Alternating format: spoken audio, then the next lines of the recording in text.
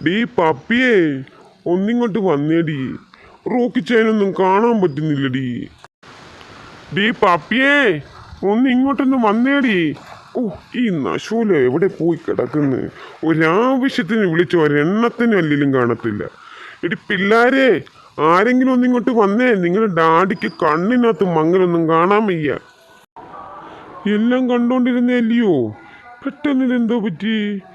ഈശ്വരാ, ഒന്നും കാണാൻ വയ്യ. എല്ലാം ഒരു മങ്ങല് പോലെ. ആരാ മേലയ്യത്ത് നിൽക്കുന്നത്? ഇനി വിശപ്പ് കൊണ്ട് കണ്ണ് കാണാൻ വയ്യാതായതാണോ? ഏയ്, അതിന് വിശപ്പൊന്നും ഇല്ലല്ലോ എനിക്ക്. തന്നെയല്ല ഇപ്പോഴല്ലേ ഫുഡ് കഴിച്ചത്. എടി പാപ്പിയേ, വന്ന് നിന്റെ റോക്കിച്ചായനൊന്ന് സഹായിക്കടി. ആ, ഇത് കൊള്ളാം. ഈ കുന്ത്രണ്ടം വെച്ചപ്പം പഴയതിനേക്കാട്ടിലും നന്നായിട്ട് കാണാം. അയ്യോ, എന്റെ ഡാഡിക്ക് എന്താ ഒരു ഗ്ലാമർ. ഇത് എവിടുന്നാടി കൊച്ചേ? ഈ സാധനം കൊള്ളാല്ലേ? അയ്യോ, ഇത് അമ്മൂമ്മയുടെയാണ്.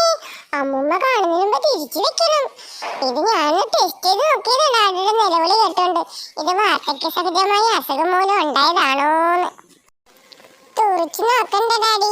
ഡാഡിക്ക് വയസ്സായി, കണ്ണ് കാണാൻ പറ്റാതായതാണ്. സത്യമായിട്ട് പൊരുത്തപ്പെടൂ. ഈയൊക്കെ കൂടി എന്നെ വല്ല വൃദ്ധസദനത്തിലും കൊണ്ടുവിടുവോടി ഈ വയസ്സേതെന്നും പറഞ്ഞ്. ഓ, കണ്ണിനകത്തൊരു കരട് പോയപ്പോഴത്തേക്കിന് വാർദ്ധക്യ സഹജമാണ് പോലും. ഞങ്ങളുടെ ഡാഡിയുടെ കണ്ണ് പോയേ, ഞങ്ങളുടെ ഡാഡിയുടെ കണ്ണ് പോയേ. ഡാഡി, വയസ്സാം കാലത്ത് ഡാഡിയെ നോക്കാൻ ഒരു മരുമോനെ വെച്ചുകൂടെയോ? എന്റെ ദൈവമേ, ഈ തലതെറിച്ച പിള്ളേർ എന്റേതായി തന്നെ വന്നു ചേർന്നല്ലേ. സാധാരണ പിള്ളേർ അവരുടെ ഡാഡിമാര് ചെറുപ്പക്കാരായിട്ട് നടക്കാൻ ആഗ്രഹിക്കുന്നത്. ഇവിടെ വയസ്സ് എന്നപ്പോഴത്തേക്കും അങ്ങ് തുള്ളിച്ചാട്ടവും ആഘോഷവും.